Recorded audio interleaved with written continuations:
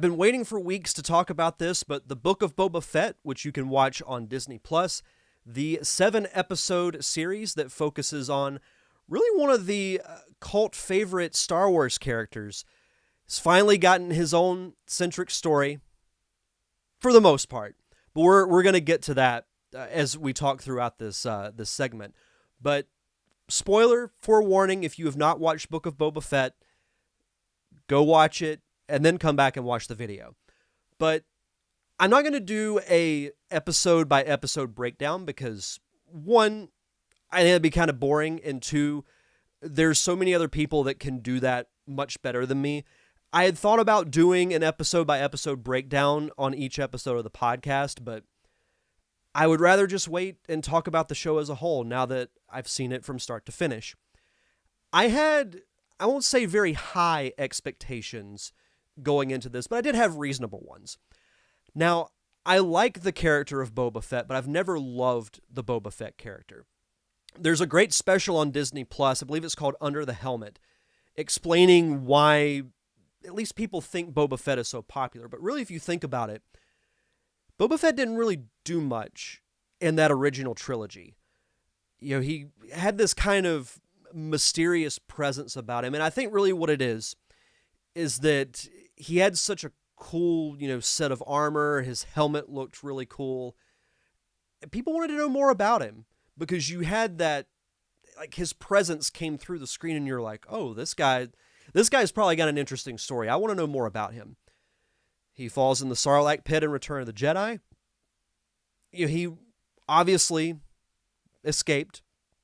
He's escaped in the extended universe too, which is now known as Star Wars Legends. Because I remember reading comic books when I was a kid thinking, okay, how did this guy get out of that? Because they made it pretty definitive that once you fell in the Sarlacc pit that you were done. That you would be slowly digested over 1,000 years, as C-3PO once said. So when I found out that they were going to be doing this Book of Boba Fett show, I thought, okay, great. We'll see if he can carry his own show. And we got a little more backstory with him in the prequel trilogy through his father, Jango Fett, meeting Boba Fett as a kid. Obviously, that extended through Clone Wars with him growing up and kind of following in his father's footsteps of becoming a bounty hunter. I think, though, and I'll give my general thoughts on it first before I really get into the specifics. I liked the show.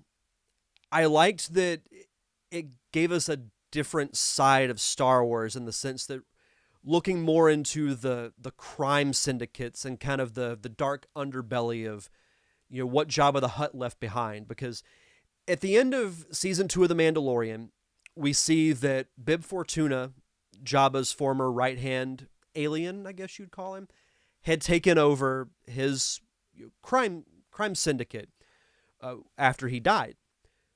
Boba Fett shows up, kills Bib Fortuna, sits down on the throne, and we're like, okay, so Boba Fett's going to try to take over.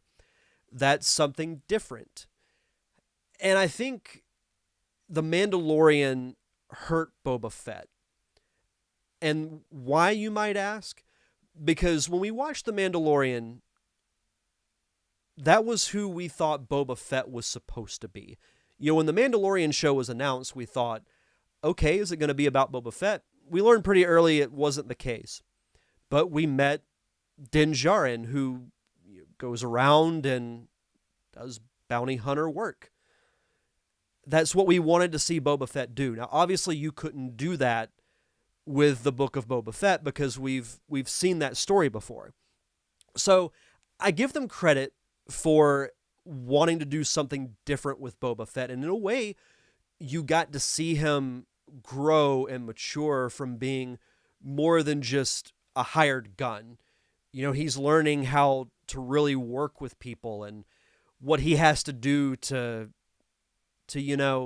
what am I trying to say here? To do what he initially wanted to do at the end of The Mandalorian. And that is rule with respect. Like, he's still in charge on Tatooine, but he wants to do it in a different way. Like, he says the quote, Jabba ruled out of fear. I intend to rule with respect. I liked the idea of that, though I didn't love the execution of it. because I felt like every episode you felt like, something's about to happen, and then the episode ends. Then we get to the next episode, and we're like, okay, maybe something's going to happen here, and then it's like something's really, really close to happening. And then, boom, end of the episode. So I think they drugged that out for a little too long. You had a good payoff in the finale, which we're going to get to, but I felt like it could have gotten there sooner, or more could have happened to make the show work better on a structural basis, because there was too much teasing before we got to the payoff. Now, I did like the flashbacks. You know, we see very early on in the first episode how Boba Fett escapes from the Sarlacc, and then he's taken prisoner by the Tusken Raiders, but he eventually becomes one of them. And I thought that was great, because all we knew of the Tusken Raiders were that they were these mindless killers that roamed the desert. But since then, you know, we touched on it a little bit in The Mandalorian, but really with the Book of Boba Fett, we see part of their culture and how they live and how they function every day.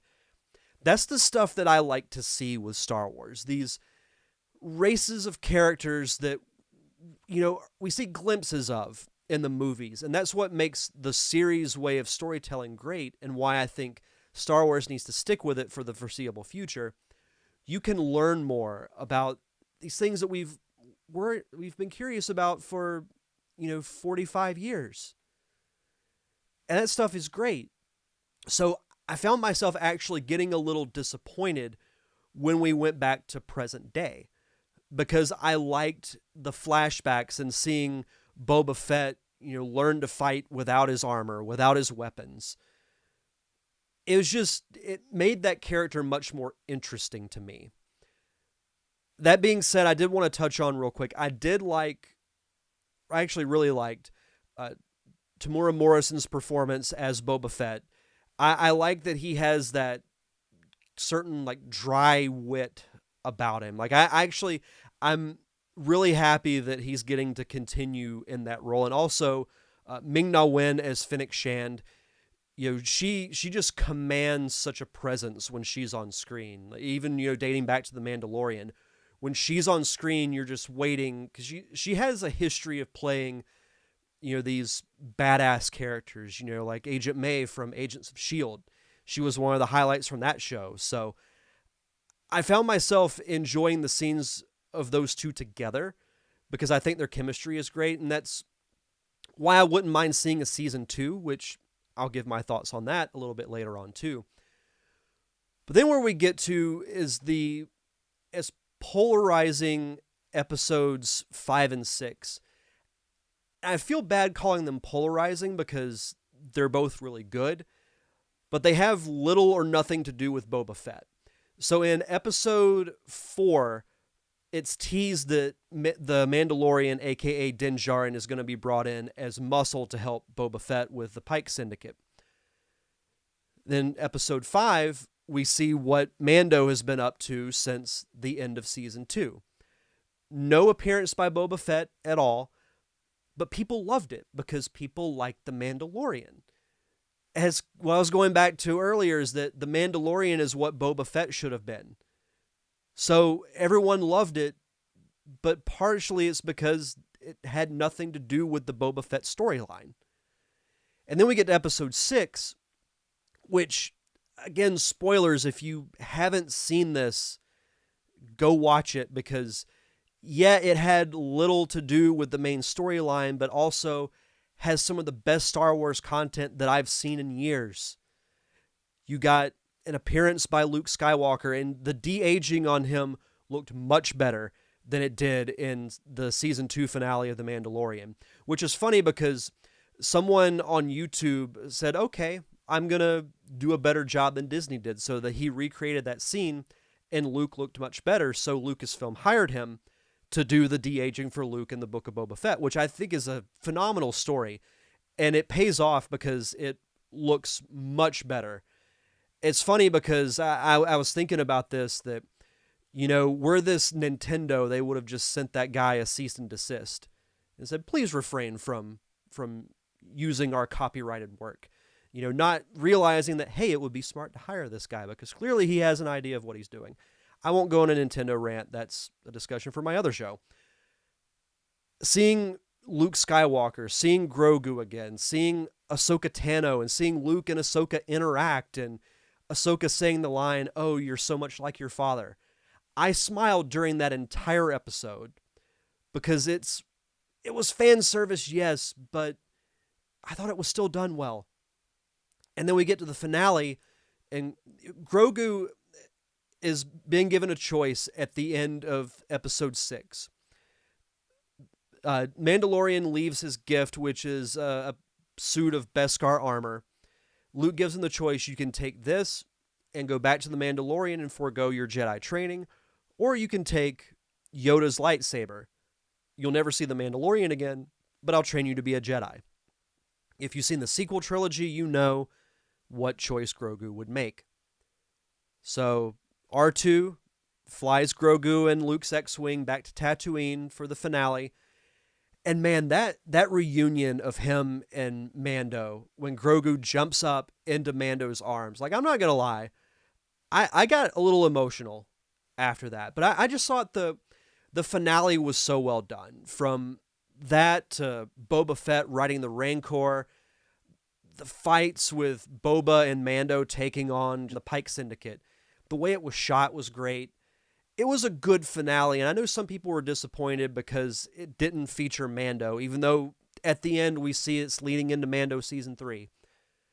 It was a good way to end that series. And I think, and I'll save this full discussion for another video, but Star Wars fans have got to accept that things aren't going to go exactly the way they want them, because I've started using this quote: no one hates Star Wars more than Star Wars fans.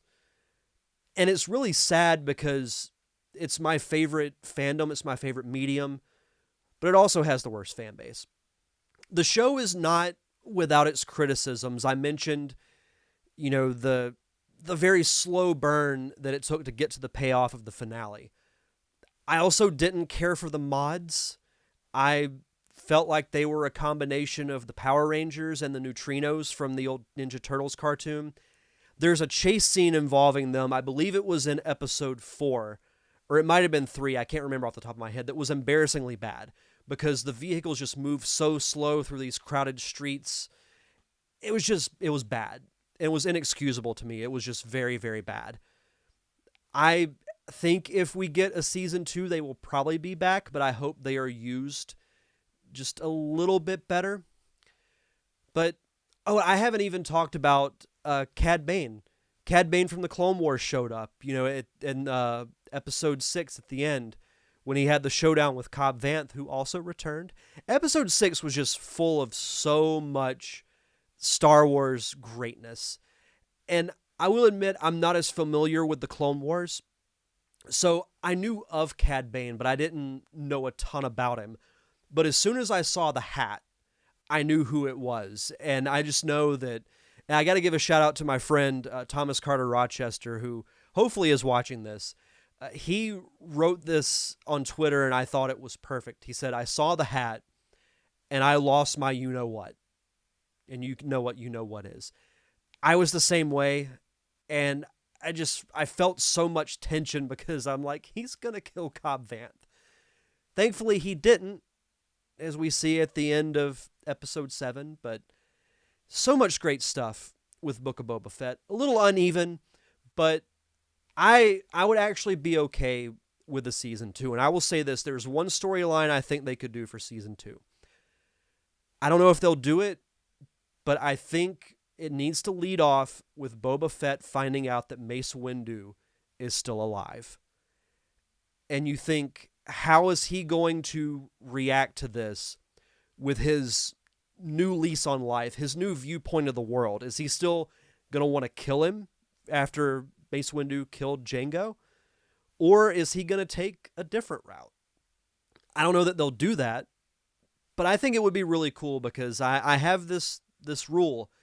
If you don't see a body, there's a chance the character's not dead. Yeah, Mace Windu got thrown out of a building, but we never saw his body. I think it'd be really cool. Stranger things have happened. So that's the route I would go if they do a season 2. But overall, I think I'd give the series, if I had to give it a number score, I'd say it's probably a 6.5 or a 7. Episodes 5 and 6, even though they have nothing to do with the main storyline, were amazing. I think it laid a good foundation of more good stories that they can tell. Maybe bring in some of the classic bounty hunters like Bosk, Dengar, IG-88. I thought they might do that for this series, but they didn't. That could be something they do for a season 2 as well. I'm just happy we're getting Star Wars content, and it's not perfect by any means, but I liked Book of Boba Fett, and if you haven't watched it, then hopefully you will.